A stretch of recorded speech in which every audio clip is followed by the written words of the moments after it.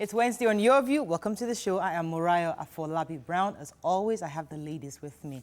Hello, BC. Hi. Excellent morning, everyone. Yeah, I'm in the Amoteko mood today. Yeah. I'll stop wearing these springs because of you. How You're are not you? harassing me. I'm good. Yesterday was my daughter's birthday. Yes, sir. Because She the turned indoor 11 building. yesterday, and there was no party. Normally, I don't do parties except when you're like 10. Yeah. The very first party I did for the kids was when she was 10. So now the other one is looking forward to when I'm 10. Mommy, she'll be going to have a big Were we not there at the 10th Yes, birthday? Imagine, a year has gone by already. Jesus Christ. You know, so my sister just made her a cake, very large cake. Yeah, I saw the And we cake. just took pictures. And It you was brought just normal in the house. You brought our own piece. Actually, it's in the fridge. I forgot it. Hey, my Jesus help. Christ, She's sacked already. When I get it. Well, by Friday, you guys will get it. It's already fantastic. packed. Yeah. So was she happy with the cake? She was, dancing? she was doing her work. You know, they cooking? started the online schooling now. Right. So to even get her to take pictures, Mommy, I have to finish my class. I'm in class. Fantastic. That's okay. good. It's okay. Okay, what's up? I'm good. I'm grateful. Love your hair. Yeah, you know What you're a kind hair of hair? person. Me, I'm just wearing it and enjoying the process. And she was asking me lots of questions, and I had no idea. So It's beautiful. I'm one of those that anyhow, let me just be fine. You didn't notice hair? Let me just. Once you mentioned it this morning, like, really? Is it has it changed? Terrible. You are. Let me just be fine. But I'm very. Yesterday we had a very interesting live session. Everybody was just shouting, it was BC has fantastic. broken all the tables. But I think that we don't talk enough about this issue, and I'm happy that we were able to trash and enlighten some people yesterday. And a lot of people are doing Instagram lives right now. It's like the in thing, and a lot of information is being spread around. So I know that people are still doing Netflix, but I think that if you get on YouTube or Instagram, look at what you are following. They are adding lots of value. There are free trainings ongoing. People are doing many free things. You have no excuse to have said that. You spent those 6 weeks at home and you didn't improve yourself gain anything. in any way. It's be really, bad. really I mean, I have been binging on live Instagram. I mean, I watched so many of them. I mean, everybody's doing it, and it's actually very interesting. I enjoyed the one with your husband. Yeah, that was last Saturday. That was the second time. Yeah, that was the second time he's joining me. So yeah, I did. You didn't say the first one, but the second one. Yeah, Brown. He's a lawyer. He finished work. Brown. He's a lawyer. But yeah, it's interesting. I've watched a few financial conversations, and I mean, I'm actually making Projections financial based decisions on based on information. We So have there's a one lot of this information. evening. There's a lot of information out there. You need to key in. Okay, let's go on a quick break. Huh? How you doing? I am doing very well. Thank you for asking. I'm fine. I'm trying to now cut down on eating because I just realized there's this one chocolate that we buy at 10 that I was Thinking told. that's Do you know this? I'll show you that chocolate. That thing is the devil. It's Nigerian made now. I think it's Nigerian made. You see it yeah. red like this. Yes, I saw it. The brand of the I saw it. It's Jehovah lovely. Lord Almighty. It's tempting. God. It's a trap. It's a trap. Stay away, I Mariah. did a video yesterday, Mariah. I can't post the video. Your Because when I stomach. saw, I watched the video over and over again. I said, is this it if me? I can cut the... no, I can't post this video. No, this is terrible. I look like I was pregnant. We're all fat here. We're all fat, though. Jeez. Please, they should remove this lockdown. We need to get back to our life need that because movie. honestly, it's been terrible. But I'm going to try to make a conscious effort to really cut down. It's crazy. Let's go on a break. When we come back, we go through the front pages of the paper. Stay with us. We'll be right back.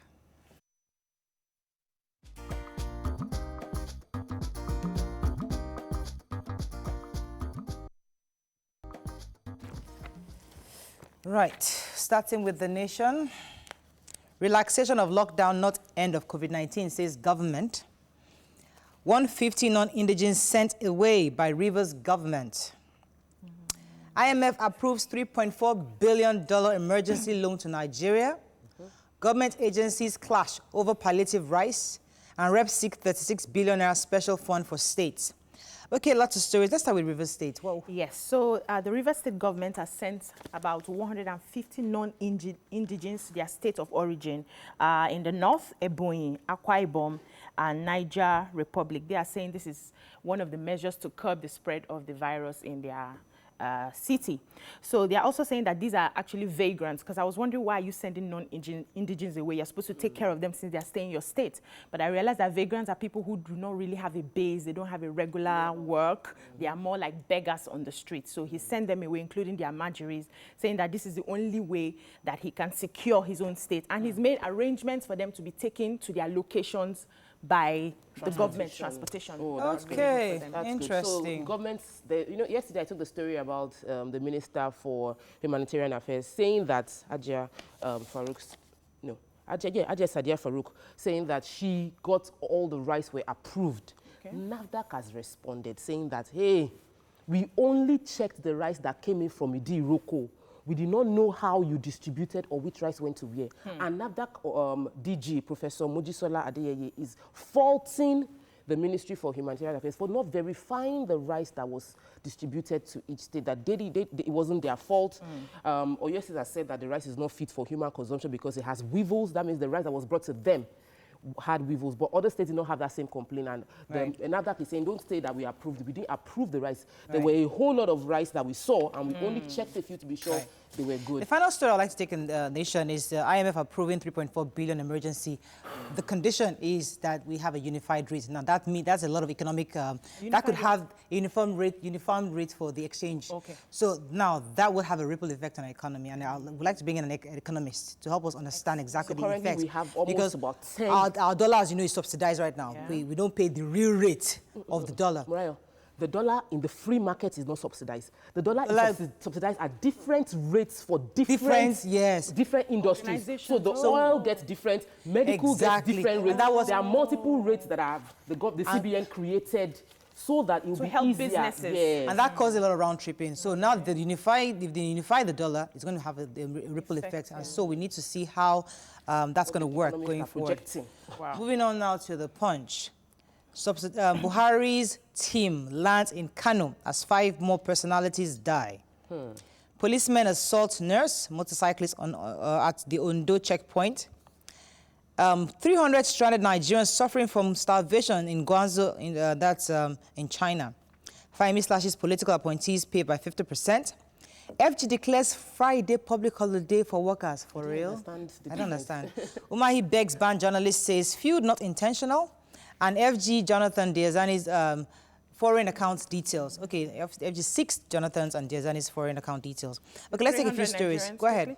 Yes, so as the Civil Liberties Organization has raised an alarm that 300 Nigerians are stranded in China's capital, I think Guangzhou, yes, and they are facing starvation. They are complaining that they've not been able to pay their hotel bills and there's no food for them to eat. They're among the 2,000 who are waiting for the federal government to come and evacuate them from the city. So the Minister of Foreign Affairs is saying that they've made plans to evacuate them. They've made plans that when they come in, they will isolate them. They will quarantine them first before sending them to join the community. But the hotels that they are speaking to in Abuja and Lagos are refusing to donate their hotels for the quarantine.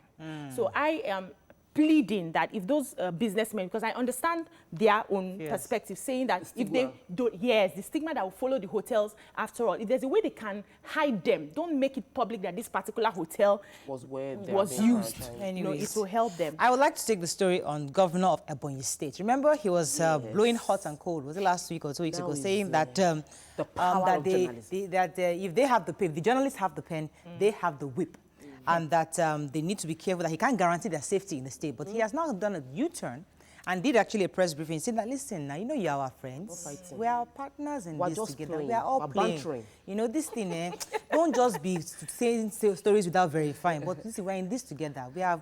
You cannot be vexing like that. So the governor of Ekiti State, Fayemi, has also come out to declare that based on the economical realities of our time, the drop in oil prices, that all the political appointees, starting from him, the governor, and the deputy governor, and every other appointees will be getting 50% slash in their salary, but that the pay cuts would not affect any civil servants, that this is a sacrifice from political office holders for the people of Ekiti State to see how they can focus that funds into developmental projects. Okay, moving on to Vanguard. COVID-19 reps call for cuts in cost of governance. Mysterious deaths, toll rises as more die in Kano. Let's find another story. I have no property abroad, says our former president, Jonathan. COVID-19, please leave Jonathan alone. COVID-19, federal government targets 2 million tests in 3 months as U.S. promises Nigeria ventilators. How inmates overwhelmed security men at Sapele prisons. 2 killed, many injured. Over 200 houses razed, 5,000 displaced in Benue clash. Okay, let's take a few stories in Vanguard. Who has the... how the inmates that were... Yes, I have the story. So I thought you were looking at the Tribune just there. Yeah. So in Sapele, that's a town in Delta State, inmates tried to get out of jail. So they were upset that, first of all, they were asked to release about 25 inmates were given a jail-free card out, but only 3 were released. So the inmates were really upset and they were fighting. And even when the Comptroller General got in to try to appease them, they fought him, and I think he got injured along the way. So they fought the security. They were placing tables and tables on top until 5 of them... Why they did not release them? No. 5 of them escaped. 2 of them escaped, and 5 of them were trying to escape when they caught them and brought them down. So they were injured. They are in the hospital. Right. Now, I really want them to resolve the reasons why they are releasing some and not releasing others to pacify the Okay, I was going to take the major headline. Reps call for cut in cost of governance. I think, and I would really like to quote the Senate President. He was, not Senate President, the House of Rep. Okay. Speaker of the House of Rep. He said, we must turn this moment of profound crisis into an opportunity to make the hard choices we have too long deferred, but can no longer avoid. If we're going to survive this nation, this House of Representatives is ready, and I must trust that we all find allies in government and across our country who are prepared to make the changes that this country needs to thrive. Now, some of us might call it talk shop, but I think we have an opportunity, a rare opportunity here to turn things around. You can cut cost of governance, you can remove your subsidy easily now. All the issues that we think have actually become like a huge burden for economic growth. These are the time to make those choices. So I'm happy that the Speaker of the House of Assembly is making this statement, and I only hope that all of them adhere I am to what happy as well, but I just want to believe that he will follow through. So you're not just going to sit down and tell us we're going to cut governance. You should be putting plans in place now. Tell us how you want to do it. Are you reducing your aids? Are you cutting out your extra code? Are you give us proper So I think, and that's one of the reasons specifics. why, So I think he also mentioned that they're going to have to cut the cost of governance, which I think, and I'd like to get, just like that breakdown, we'd like to see it. We'll keep following up. Let's see. Moving on now to Nigerian Tribune, COVID-19, IMF approves 3.4 billion. We talked about that.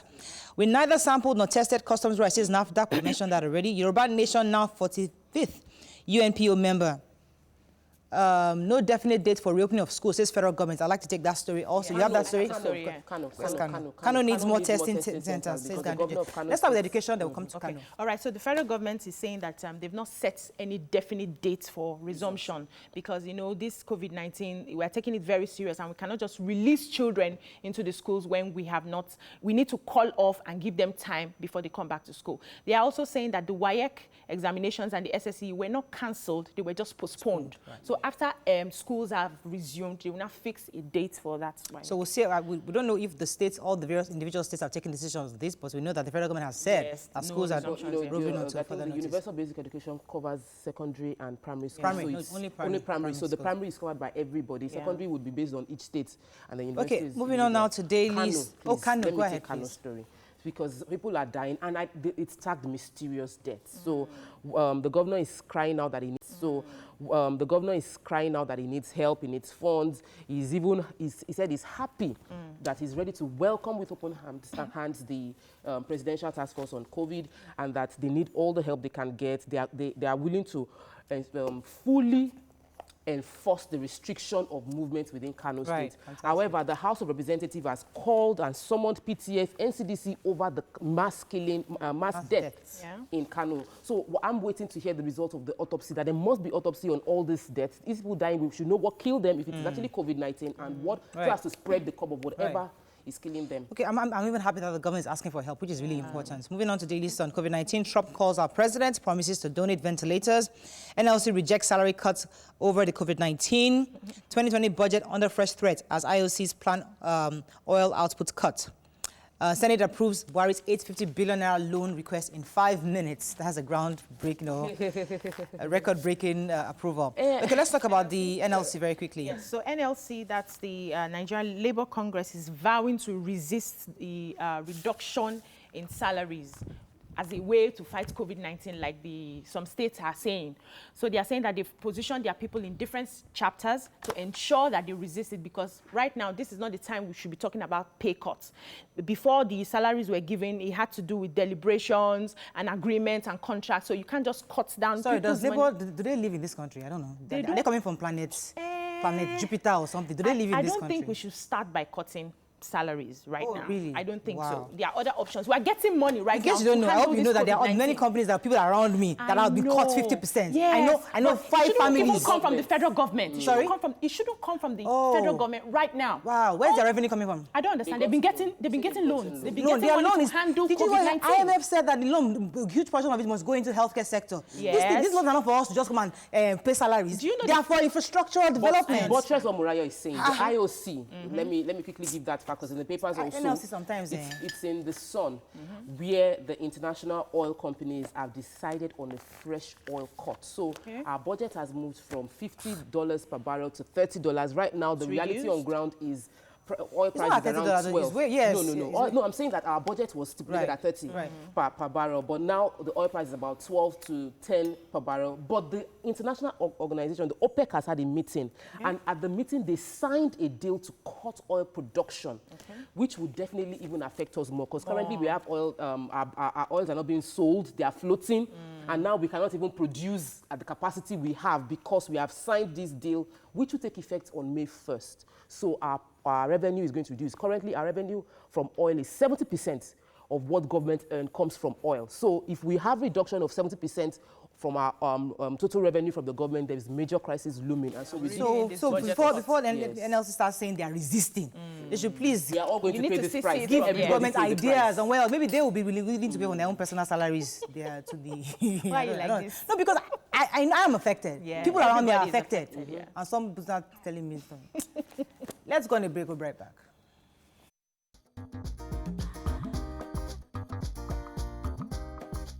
Stay tuned. Your View will be right back. Welcome back to Your View. Thanks for staying with us. So according to reports, the National Agency for Food and Drug Administration, NAFDAC, has said the use of non-medical face masks, which includes self-made or commercial masks or face covers made of clothes, only reduce and not prevent the spread of the disease. With face masks becoming a necessity, so many people are beginning to produce different kinds of masks.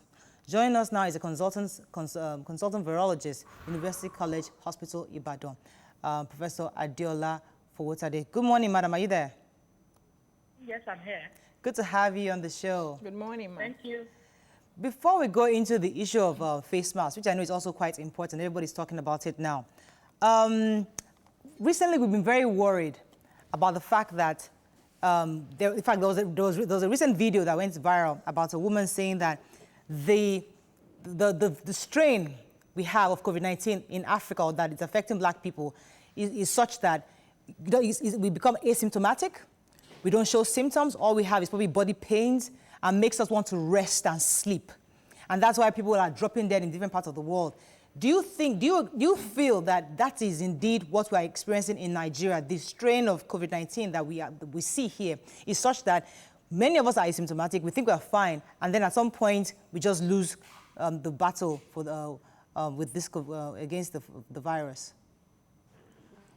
What I have so far in Oyo State, where I practice, and then also in most parts of Nigeria, is that most of the cases we've been having, I can say like 80% of the cases we have of COVID-19 are probably asymptomatic or would have mild, non-clinically significant manifestation.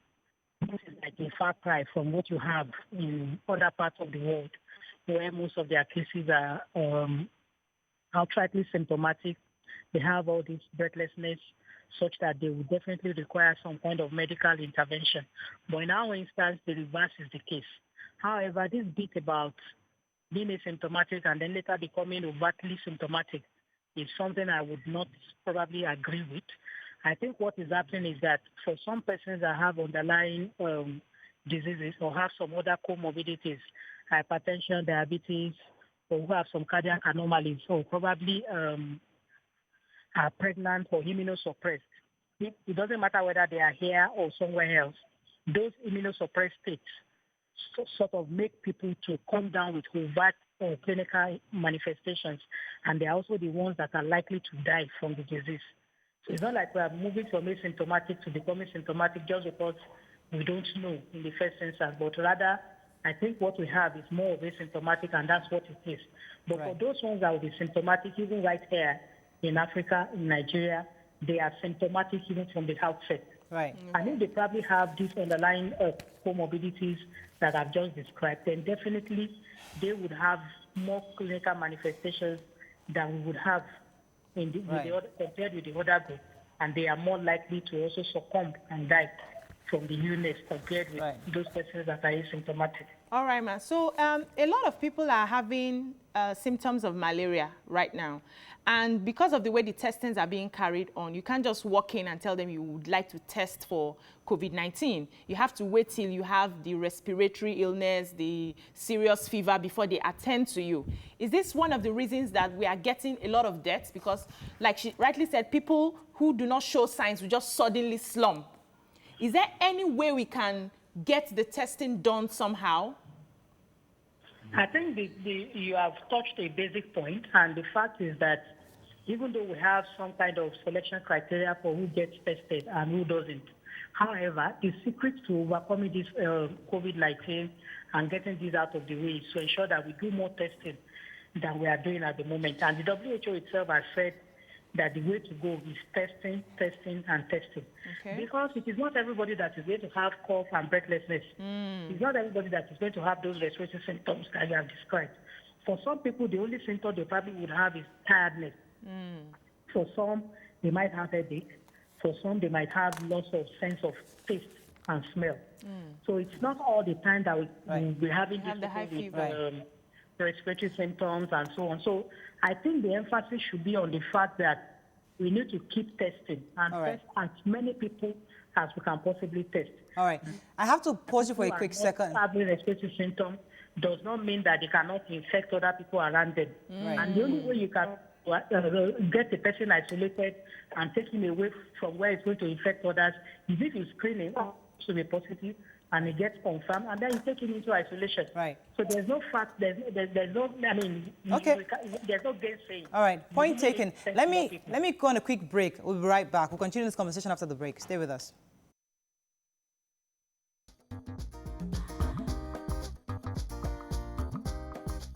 Stay tuned. Your View will be right back. Welcome back to Your View. Thanks for staying with us. Tokwe had a question for our guest. Good morning, madam. Are you still there? Just to confirm that she's still there. I kind of figured. Right. So we're hoping that she was. She'll come back on. Oh, God. Unfortunately, she wasn't. Yeah, but yeah, you were going to raise I was going to raise a question concerning Kano and the killings and not having the deaths in Kano, and the fact that we don't have specifically, we can't say this is what killed them.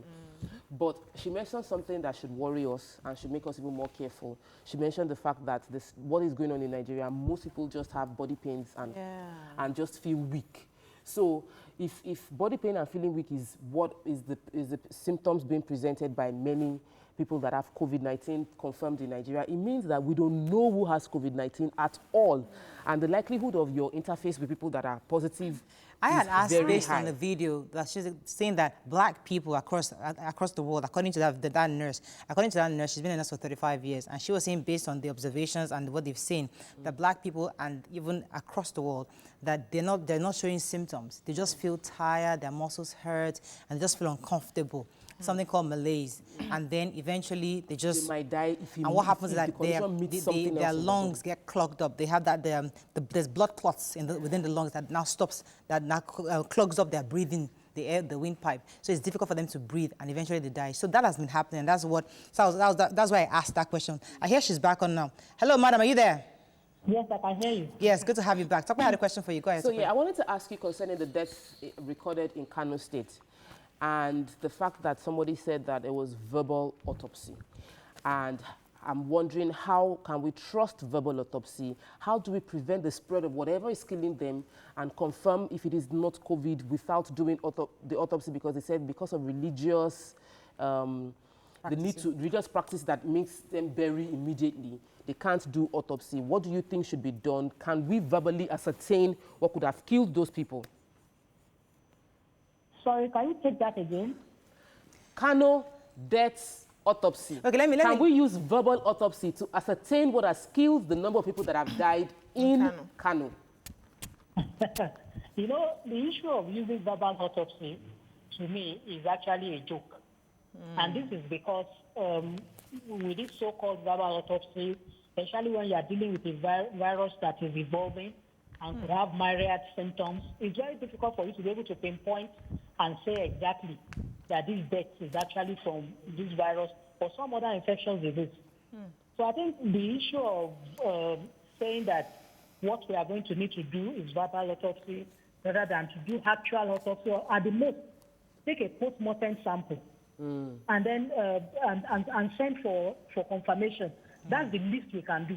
Even if we are not going to be able to do like a real autopsy, then take a post-mortem sample and try to make a diagnosis. Right. But if we are saying we are relying on verbal autopsy, I think it shows that I don't think we got any report that said that they are relying on verbal autopsy. We did hear it's being considered, but I'm sure there are other samples being collected, and we're waiting for the reports from the Ministry of Health from Kano State. But my final question to you, madam, is, no, not final, I know you have a question. The testing, because one of the major problems we've had with this COVID-19 is their inability to test. It's expensive. We don't have enough of those kits. Is it possible for us to localize testing? We got a viral video in Senegal. Is it Senegal or Sierra Leone? Senegal. That they were able to get some kind of testing that is less than $1. That was like a pregnancy test kit. Worked like a pregnancy test kit that was easy for people to use, and then they were able to get more people to test. So as a virologist, is it possible for us to customize some kind of testing within our own shores here, such that it will be easier for the government to do a general testing? There's no doubt that that is the way to go. Okay. That is the only way we can ensure that more people are tested. And from this Senegal video, I'm sure you also must have heard that for them, they don't even have any criteria for screening. If you want to screen, you get screened. And that's the only way to be able to curtail the spread of the virus. If we keep relying on it has to be RT-PCR from a designated NCDC lab, then we are joking. Because even these labs, how many labs do we have in a country that has over 200 million people? And so the turnaround time for the results are also very long. And in that time, it gets more difficult to even be able to get to trace the contact. So I think we need to develop our own local solution to this problem. And that's the only way we can be able to win this war. All right, ma. So a lot of people are beginning to use face masks now. We're making the local, it's compulsory, and we're making the local ones with the Ankara fabrics and all, because one of the advices we got in the paper some time ago was that we should stay away from the medical grade face mask so that it will be enough for the healthcare professionals. So, but how do we ensure that the Ankara face masks, the cotton face masks we have on that we're using will be able to fight the spread of the disease? Well, the whole idea of using any mask at all, whether it's the Ankara, whether it's the medical mask, or even the respirator, the whole idea is you are trying to create a barrier, an interface between the respiratory system and then the environment, which could possibly or potentially be contaminated with the virus. And so for those people that are considered to probably have like low risk or medium risk exposure, like people who are going into supermarket or just going around, mask will suffice. The whole idea is if you are coughing or you really have the virus on your breath, you keep it within yourself. It's curtailed, or you are coughing or sneezing, then whatever your droplet is coming from you cannot escape and then now possibly move to get inhaled by somebody that stands probably like a space of 1 meter away from you. And we know that social distancing or physical distancing is a big issue for a country like Nigeria, where people tend to be very social. And so you go into banks and you see a lot of people not even maintaining the 1 meter space apart, which you want to achieve by talking about physical distancing. However, if they have their face mask on, whether it's made from Ankara or any other fabric, it at least ensures that if they sneeze or they breathe, they at least keep whatever they have to themselves. So there was a video. Let me just ask this quick one. There's a video that said that when you try to blow out fire through the mask and you succeed in blowing it out, that means it's not protecting you. Is that correct? Yes, that is correct. And this is why we say the Ankara mask is not for healthcare workers. They are the ones that are the front line. They are the ones that are the highest risk of getting infected. So for them, it has to be either The medical a grade. medical mask, but depending on whatever procedures they are carrying out, it could be something higher than that. And very quickly, 10 seconds, would you suggest we buy lots of masks because it should be daily use and not, because many people just use it and they keep reusing and not washing it. How would you suggest have one a day, or how often should we change these masks? I think we should have as many as we can afford to have, and then we should ensure that we decontaminate it properly by putting it in hot water or putting it inside some yes, hot water preferably, and adding some disinfectant to ensure that whatever is there is removed, and then hanging it out there in the sun. So that at least whatever is left on it is completely burnt out by the time we do this. But most importantly, we need to ensure that we learn the hygiene of using masks. Right. And what is important about this is the fact that we need to ensure that we don't touch the front of the mask. Because even if we have contact with any microorganisms, most likely they will be trapped in the front of the mask. Right. And so it's a bad idea to be touching the front of the mask. Right. And even for this. Okay. Thank you very much. Thank you so much. We've been speaking with the consultant virologist, University College Hospital, Ibadan, Professor Adeola Fowotade. Let's go on a break now. When we come back, we'll discuss this issue of the 850 billion naira loan the federal government just got approved. Stay with us. We'll be right back.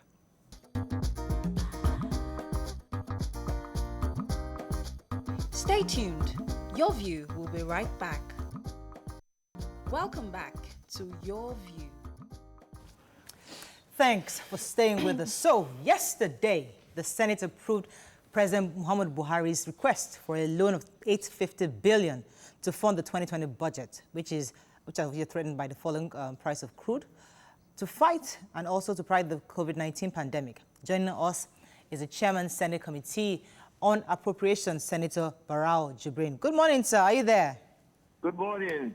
Good for having me. Good to have you on the show. So would you say yesterday's passage was record-breaking? 5 minutes, I heard you were done. Yeah. Now, as much as we understand the urgency, people are worried that the federal government is borrowing from the domestic capital market, which is practically our funds, the bonds, the treasury bills, and all that. And it's worrisome on how the fact that we didn't do a thorough process on how the government plans to pay back this money. Nigerians are a bit worried. Yes, we understand the urgency, but shouldn't it have followed a due process before approval? Well, let me clear the air on what was requested for by Mr. President. You see, the request, the loan you're talking about has been approved sometime before now. What was requested by Mr. President is the borrowing mix. That is, changing the amount to be borrowed externally, that is given more, asking that the borrowing should be more internally rather than having more to be borrowed externally. Because the initial request that was granted, the approval that was granted to Mr. President is to borrow more externally. Now, because of the current situation of the international financial system, due to the problem of COVID-19, therefore makes the cost of borrowing overseas to be higher than what is applicable here internally. Right. And that is why the executive decided that, look, we're going to change the borrowing mix down to borrow more internally.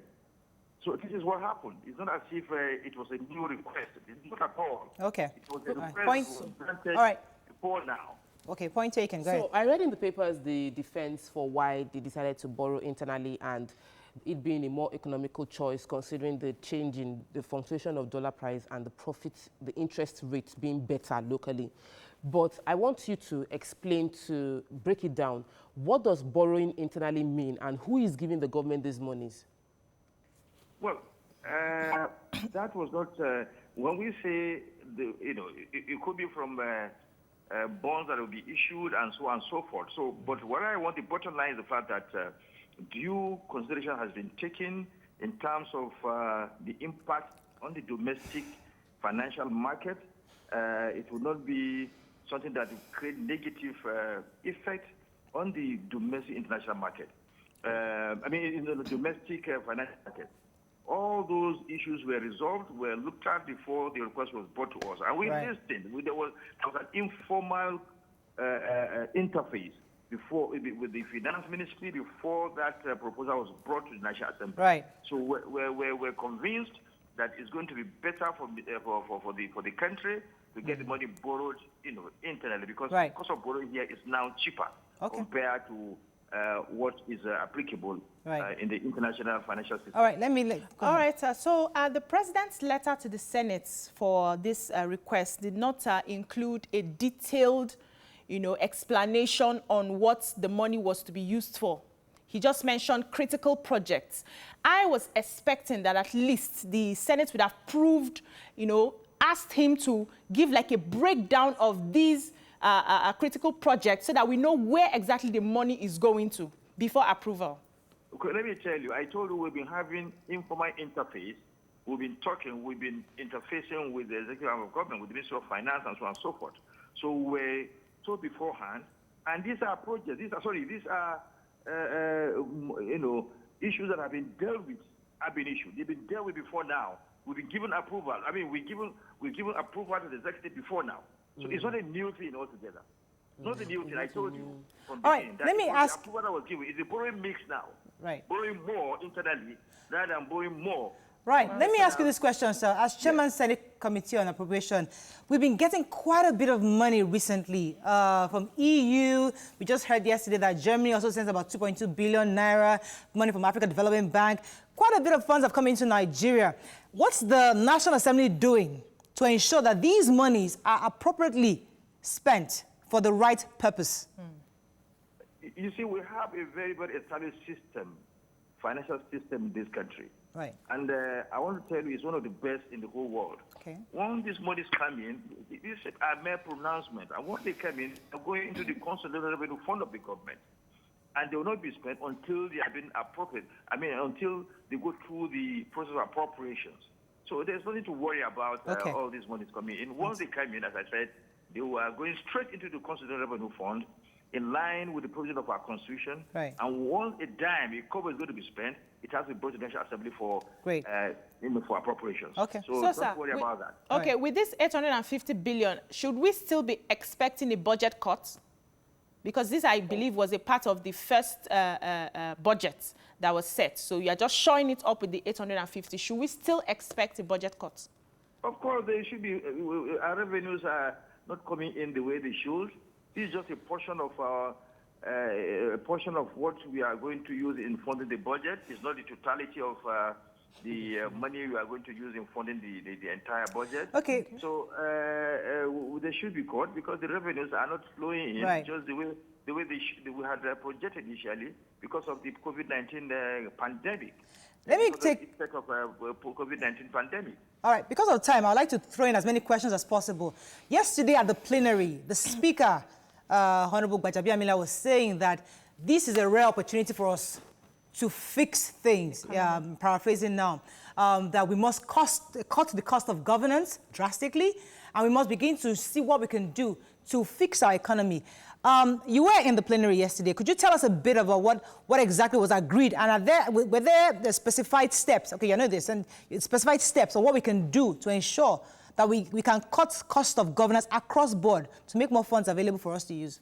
Well, first of all, maybe you have forgotten I'm not in the House of Representatives. Yeah, in Senate. I just realized that. I was in the plenary of the House of Representatives, and I have not heard what they discussed. But let me say, this has been in the forefront of our objectives in the National Assembly as a whole to make sure that we cut cost of governance, cost of running our government. But in doing so, we have to be very, very careful, make sure that we do that diligently without allowing people to lose their jobs. Because on one hand, you are acting, you want to get more Nigerians engaged, and on the other hand, you want to send them out of work. Well, when it is necessary, sometimes you need to balance all these factors in a way, it creates a balance between these factors, two factors, and have a very good, in order to have a very good system. So we are looking, it's an ongoing process. We are doing that. We are looking at that, to make sure that we cut cost of running our government. All right. Let me get a few more questions. Go ahead.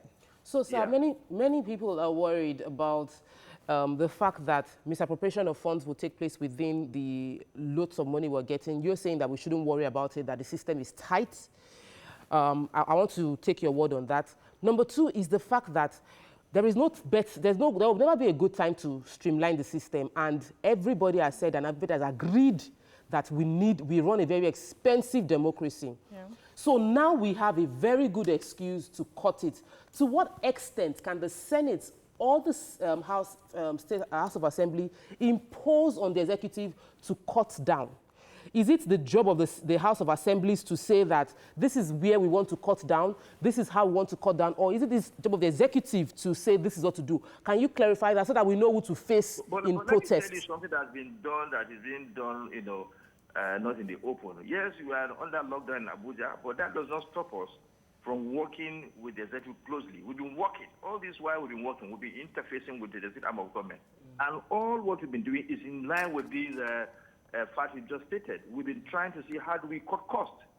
How do we begin to downsize, our government in a way that will not be incurring so much cost, in terms. I hope we passed that level. Is it the House of Assembly that can we by law decide to stop having bicameral chambers instead of having Senate and House of Rep? Let's just have one. Can the House of Assembly make that decision to say we are going to collapse it? It's something that has to do with the amendment of the Constitution. And it's not within the purview of the National Assembly alone to amend the Constitution. What you are saying has to do, you cannot do that, one cannot do that except there's an amendment. Okay. We just want to be sure. We don't want to talk shop again. That's what I think Toko wants to be sure that we're not just talking about it.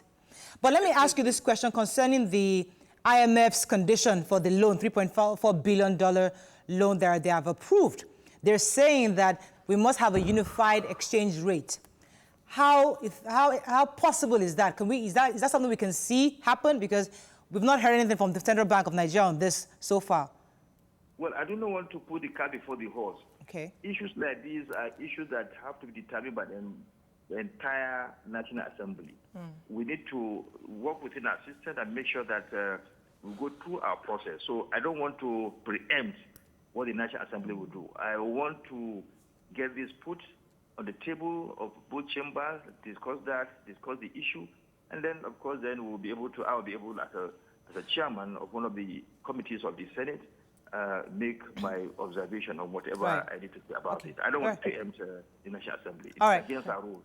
All right, sir. So amidst this borrowing, we are borrowing so much right now, and my fear is that we are sinking every day into debt, and I do not know how we plan to come out of it. So is there any plan somewhere among the lawmakers? Is there anything you guys are working on to ensure that you increase our revenue after COVID-19? Is there any plan on ground for post-COVID-19? Let me tell you, you must borrow. You must borrow to develop your infrastructures. You must borrow to create a enabling environment for the private sector to thrive. If you don't do that, you go nowhere. All nations that are successful did the same thing, almost did the same thing. Now, when you borrow and get all what you need to put in place done, and the private sector begin to work very well, you begin to make revenue, get revenues. And then, of course, you pay back this loan. This is the system. This is the model. Okay. It's very, very important. And if you don't borrow, your economy becomes stagnant, and it will be, you create a doom scenario in the country. So it is the best way to go is to borrow. I have to ask you. America is the most established, most developed economy in the whole world. It borrows.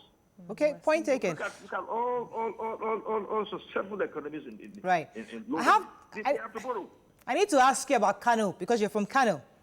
Yes. I don't want to flog the issue of the deaths, because we talked about it several times, and we know that the Presidential Task Force is also on this already. But the issue of the economic development in Kano State as a result of the reduced revenue from the federal government, the allocation will come in from the federal government, obviously will be reduced as a result of the oil prices. And Kano State has a huge population. Do you have an idea of what the government could be planning to ensure that their state is not so hit as a result of this reduction of revenue coming in? Because we don't really see any major IGR from that state. Well, you see, the issue, I mean, the effect COVID-19 pandemic, is something that is going to affect or is affecting every country, every subnational, and Kano cannot be an exception. But the only thing is that we have a governor in Kano who is very, very proactive, who is alive to his duties, and he has started already to see how you can look inwards to do that it mitigates the effect of COVID-19 pandemic on the economy of Kano. You know, Kano is the commercial nerve center of the entire northern Nigeria. No state in the north that does not have one thing or the other to Kano commercially or even politically. So, and Kano is playing that very role under the administration of the present governor. He's doing very well, very, very proactive. And I can show you. You keep using the word proactive. That word proactive. Because in the paper this morning, I read the Kano state governor asking for help from the federal government and everybody, saying that they are having challenge with the traditional system. People have a traditional disbelief concerning this disease. So, and this is not a new thing. Like, Lagos shut down 6 weeks ago. So you say proactive. So when we say proactive, and we're just having a shutdown imposed by the federal government when people died last week. So I'm wondering, how do you, sir, define being proactive? Thank you. My God. Well, I say proactive because, you see, what you're talking about the pandemic, the COVID-19 pandemic. You see, even the most powerful country on earth, United States of America, is receiving intervention from other from external sources. Russia has come in to help America. China has come in to help America. COVID-19 has brought the most powerful onto their knees. So Kano cannot be an exception. Right. He's been proactive because he has come out to say calculated all what he can do for his people, I mean the governor, and the gap remaining that he cannot cover. He had decided to come to tell the world, look, I can do and that, but I cannot really solve the entire problem. Right. Please, I need your intervention. He has not allowed the situation to become helpless, right, in a way that we cannot contain this. This pandemic. He has not allowed that to happen before asking for intervention from outside, and that's been proactive. All right, That's been proactive. Okay, let me go on a quick break. There are a few more questions for you. Stay with us. We'll be right back. All right, thank you. Stay tuned. Your View will be right back.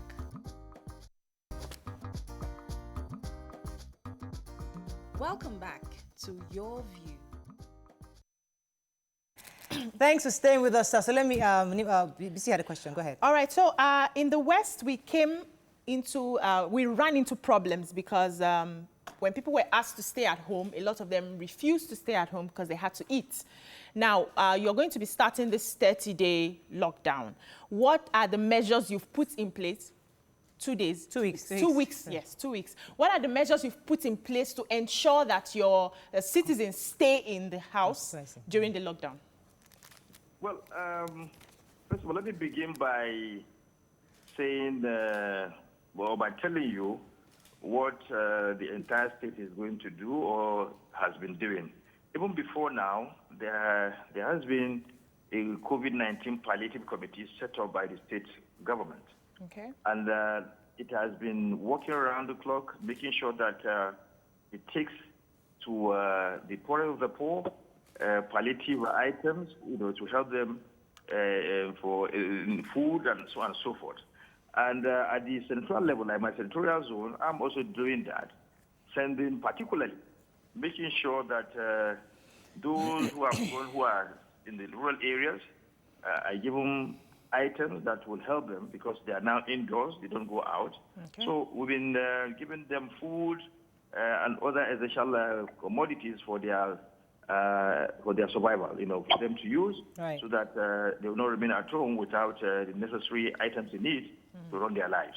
So it's an ongoing thing, and we'll continue to do that until the situation will return to normalcy. All right, let me ask concerning the deaths we heard in Kano State. I know we've talked about it a few times, but the president did express his deep concern for these deaths. And the truth is, we are worried about the fact that a lot of we heard about this news mostly from when cemetery attendants began to complain, telling us what's raising alarm.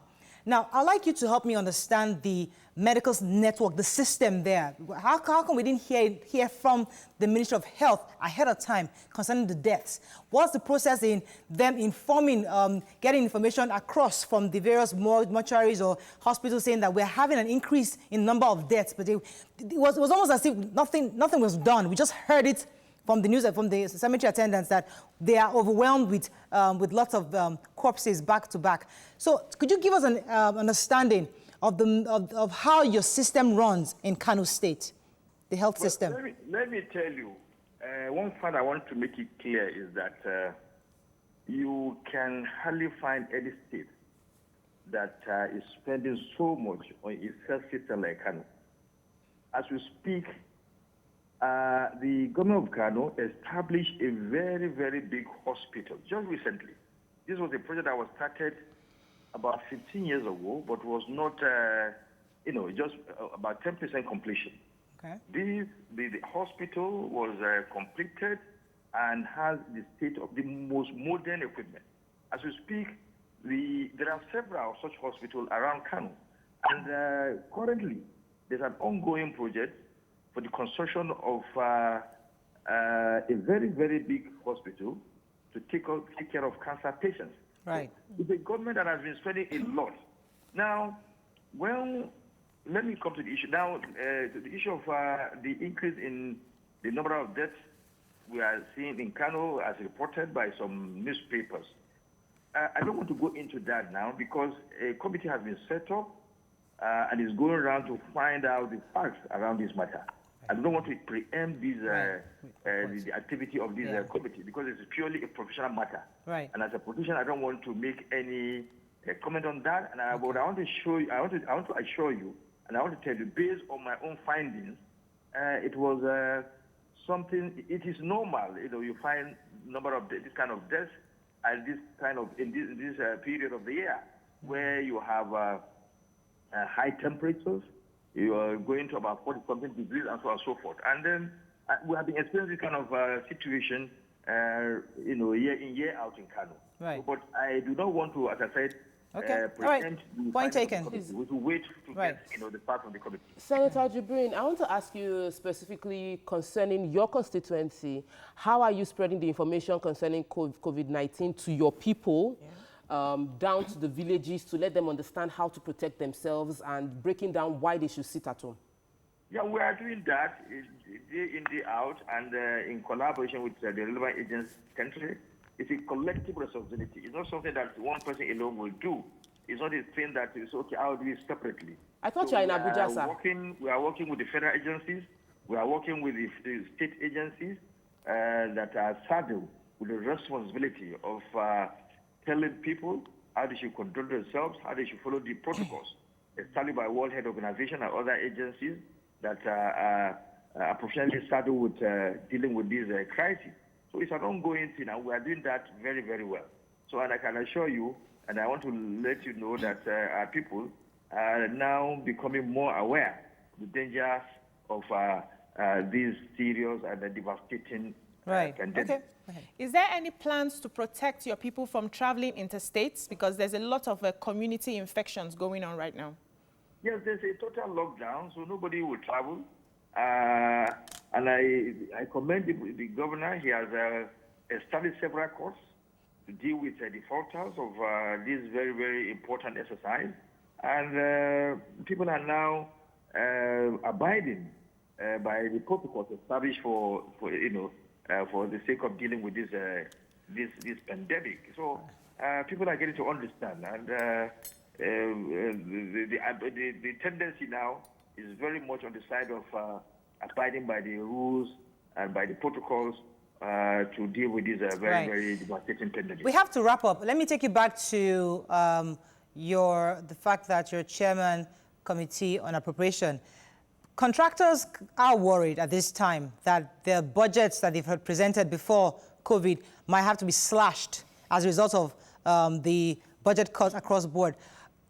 Is there anything the government is doing to work with them at this time? Because a lot of them have complained that if all their work is being reduced so far, and that they fear not being paid by the government as a result of the slashing in budget. Is that something? Everybody's worried. The government is worried itself because it's not getting more revenues. Right. It's okay, so it's not getting revenues as projected, so it's not going to deliver the promises it has made to the people of the country. Is worried. Not only the Nigerian government, the governments all over the world. It's something that is affecting the entire, world. So we're also worried. Personally, I'm also worried because my government, the government of the Federal Republic of Nigeria, which is an AP's government, the party that got me through to become, a senator, is not going to be able to fulfill the promises it has put forward to the people because of this devastating pandemic. So not only contractors, it's something that involves everybody. So let them rest assured that the president, indeed the entire executive arm of government and the legislature, we are working very hard to mitigate the effects of this dangerous pandemic so that we'll have the best out of it. All right, final question for you. Go ahead. All right, sir. So security officials across the papers this morning from different states were complaining that they are not properly equipped, did not have the personal protective equipment to handle and enforce the lockdown. How have you equipped the people of the security officials of Kano State? Do they have what it takes to their masks, their sanitizers, to be on the road to enforce the lockdown? So we are coming there. We are doing our best. Kano State government is doing its best. And that's why it decided that, it became more proactive than by saying that, look, we can do up to so extent. Wow, but beyond that, we need intervention. Just like the way America requested for Chinese intervention, for the Russians intervention. So that's why we have to more intervention in Kano so that we can deal with the problem appropriately. And let them be rest assured that the legal resources within. But you know one thing. All right. All the equipment, all the protective equipment you're talking about, it's something you buy off the shelves of a supermarket or pharmacy. I have to let you go at this time, sir. That we need to have, and it's becoming so scarce, and that's why I want federal government to intervene, to assist us, so that we will not have problems. All right, sir. Thank you so much. Who are in the front line. Thank you so much for joining us, sir. We appreciate your thoughts this morning. You're welcome. Reminding us how proactive the Kano State government has been. I think we'll be speaking with the Chairman Senate Committee on Appropriation, Senator Barao Jibrin. I think that the U.S. is a very, very bad example. It's not even that. That's not even the point. The point is that I remember when during Jonathan presidency, when we had that UN explosion, and he was saying that this is how it happens around the world. And everybody trashed them. Yeah, and the same thing. I don't think America is the perfect example. There are many other countries, Singapore, South Korea, Senegal. There are countries that have found doing a better way of managing this thing. We can take on this show. Thank you very much, unfortunately. So we know that Kano State government is quite proactive, and we'll continue to look out for them. Let's wrap up the show. We'll see you tomorrow. Bye. For now.